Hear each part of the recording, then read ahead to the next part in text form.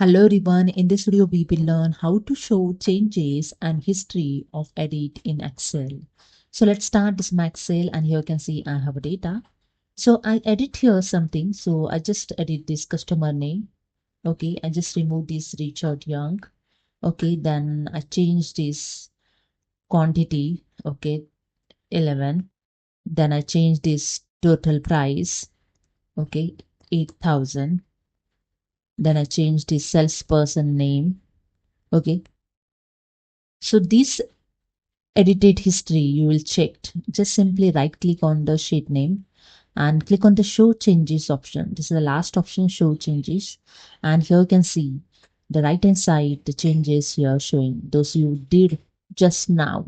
Okay, see all the just now here showing, and these are the past, the 3 minute ago's changes also you can check. Okay, so these are the history you can check those you edited in this Excel file. So this is so helpful if you want to do change something, if you want to check your history, edited history. Okay. Hope you understood. If you like this video, please subscribe. Thank you so much.